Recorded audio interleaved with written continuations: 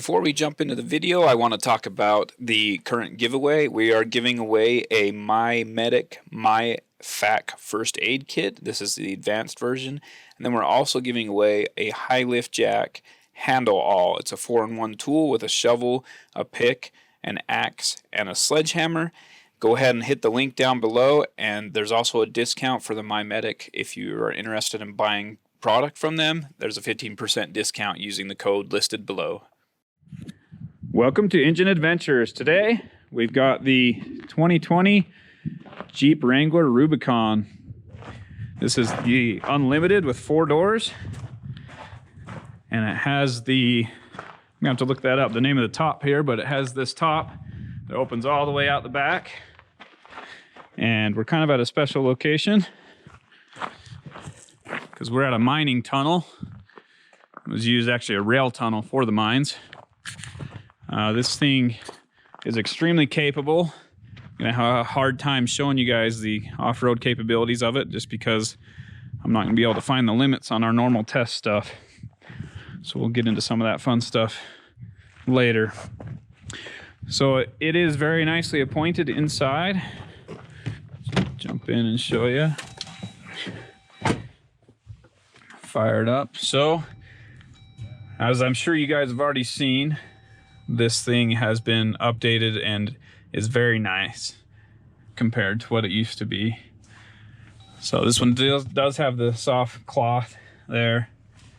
But I do like the redesign of everything inside. It's still a Wrangler, but updated and very nice. Heated seats, heated steering wheel.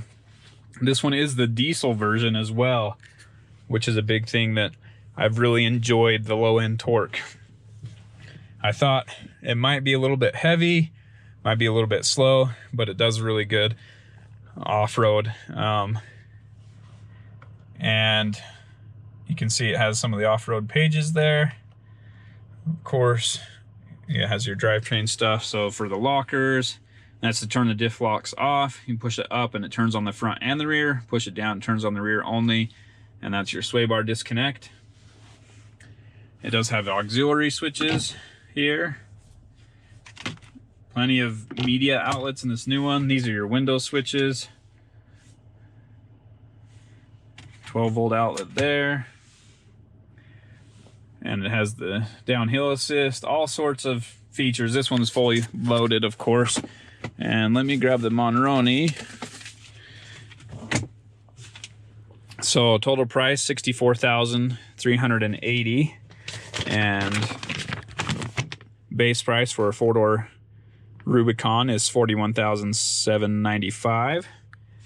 And then of course this has that $4,000 for the diesel engine, and then $3,995 for the one-touch power top. So go ahead and hit that now. So you just hit that button and it pops open.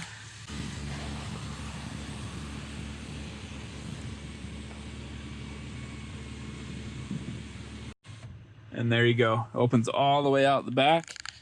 Gives the rear passenger some sight room. And of course the front, just totally open air. You can still take everything apart, and it has the tools for it. It has a spot in the back for all the tools to put everything, all your hardware for when you take the doors off and all that. Sorry, it's a bit of a mess. We've got a little bit of a group here today. So the back of the seats have the MOLLE. So I have a MyMedic first aid kit, and it will strap right onto there, which is pretty cool. And you can of course strap any of the other bags you want. It does have I believe it's the Alpine system, but the sound system is really quite good in this. I've really enjoyed it. I wouldn't expect it to be as high quality as it is, just based on where they locate the speakers with, having the doors be removable and all that. But it does sound really good. And let's check out the back real quick. So, I mean, it's a little cramped, but sitting in there, I can fit in there just fine. And plenty of room. But so in the back, there's not a ton of space here. but enough for, you know, a couple good sized suitcases. And you do get power outlet here. There's a storage spot for all the bolts and stuff underneath this, and maybe I'll show you that later after we empty it out. Let's take a look in the back now that I've got it empty.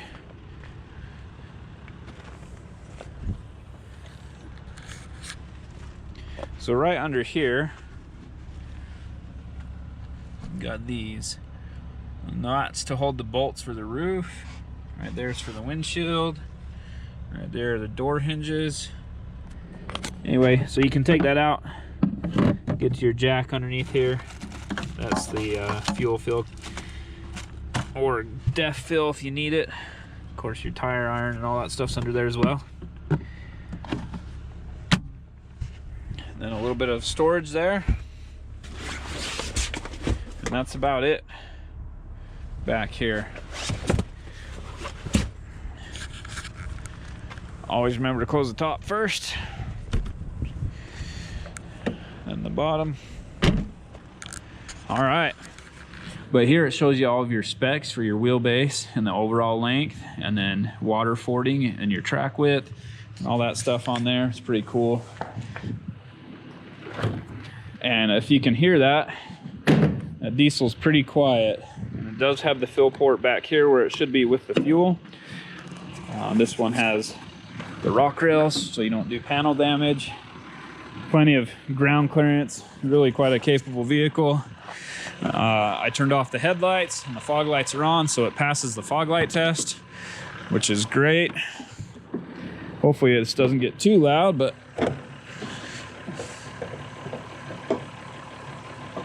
there we go. So there's that 3-liter EcoDiesel engine. I'll put the horsepower and torque up on the screen. I know it for the Ram because I just did the Ram, but I don't know, whoops, what it is for the Jeep. Okay, there we go, sorry.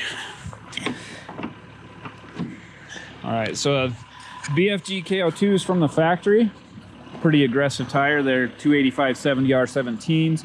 I believe that's a 33. And there's that from the top, of course. And there's lots of little Jeeps hidden throughout. So you got this one here.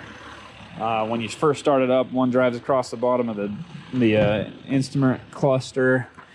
One there on top of the shift lever. Just all sorts of Jeeps hidden in all these places. Something I thought was kind of funny. So that's to adjust how your seat reclines. You pull this to adjust that. This just raises and lowers the seat. And then you do have the adjustable lumbar support there, which is nice. A little bit of room in the center console, not a ton, but this is your Jeep tool set to take apart your doors and your top. So pretty cool there. I'm not actually going to go through all that.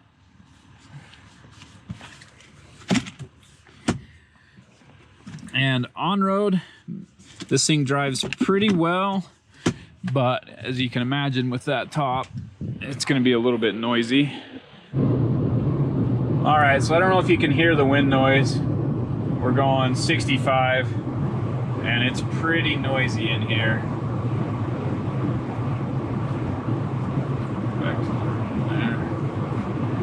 Like I said, it drives actually pretty good on road for what it, you know, solid axles and big tires and all that. And even passing these semis, like, you can feel the air a little bit, but I wouldn't say it moves you any more than any other vehicle.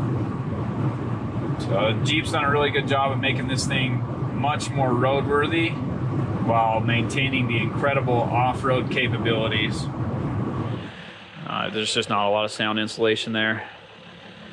But there you go, you can see it closed from the outside.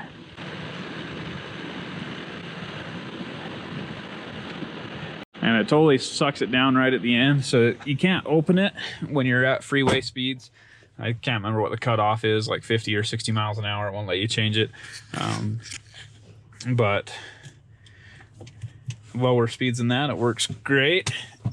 I prefer to have it closed most of the time. Maybe for rock crawling, I'd have it open or something, but you know, driving around town, I just prefer to have it closed because of the wind noise. So to use the lockers, let's actually try this.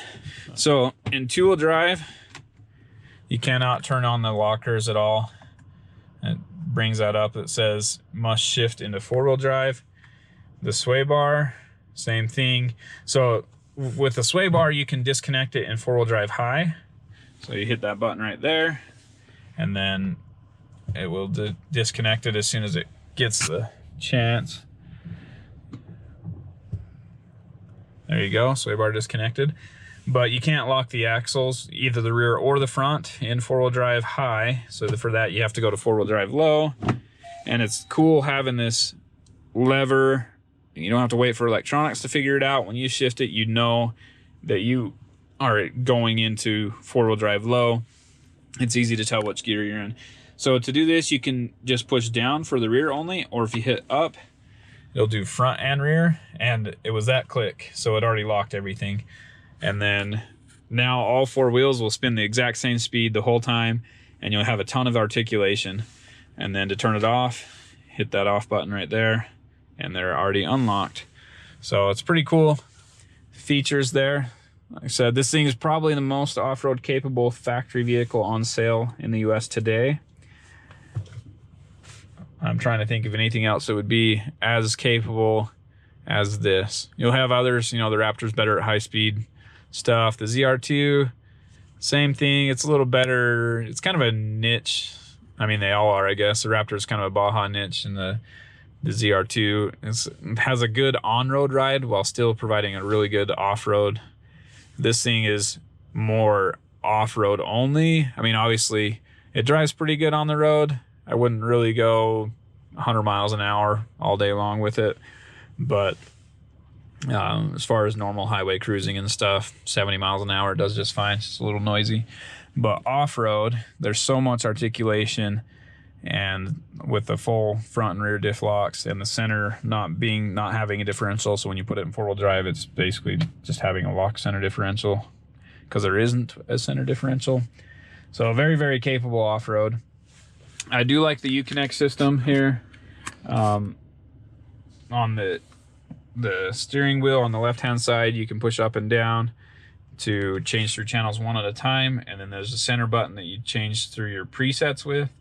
And I prefer this one in all the loaner cars because I tend to go to an area on Sirius and just change through the stations that way. But on my own personal vehicle, it might be better the other way around. I've had some comments about that, where they'd rather be able to switch to their presets faster than through the stations one at a time. So, and then on the other side, of course, is the volume control. It does have the adaptive cruise control, and I believe it had lane keep assist, but I'm not 100% on that. Anyway, tons of settings here, all sorts of whatever you can see there. Backup camera is really clear, good high quality camera. There we go. And you see the Jeep driving across the bottom there. And it'll show you all your gauges, your temperature, so you know if anything's out of order. And then your steering angle, where your transfer case is, and how your axles are. So pretty cool there too. Anyway, that's about all I've got for the interior. This thing's pretty basic. I didn't show you the center armrest here. You just pull that. Cup holders are in the headrest, and that's it with that. And the seats fold forward. Let me move that. I'll go around the outside. So the seat will fold. Let's see if I can get it right there. And of course, both sides do that. And then you can just pull, there's 2 levers here on the top. If you pull this left one, it just folds the headrest. And then if you pull them both, then it does both, obviously. It does the whole seat. So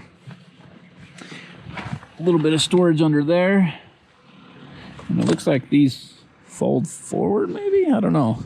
Those are solid links. So anyway, there's storage underneath there. 110 volt outlet, USB ports, or 4 ports there. These are the window controls for the rear seats. Thanks for watching Engine Adventures overview of the 2020 Jeep Wrangler Rubicon. with the 3-liter EcoDiesel. Overall, great vehicle. I think this was the engine that I would choose simply because the power's there. Wranglers for me, I've always struggled with them because they've never had that much power, that much torque. They get all their torque from the gearing, which this one does have a 4-to-1 transfer case ratio, which is pretty sweet. But as far as actual engine power, Wranglers have always lacked. So it's nice to have this 3-liter EcoDiesel with whatever 460 or 480 foot-pounds of torque in it. It just goes, 8-speed automatic transmission, great combination. And thanks for watching.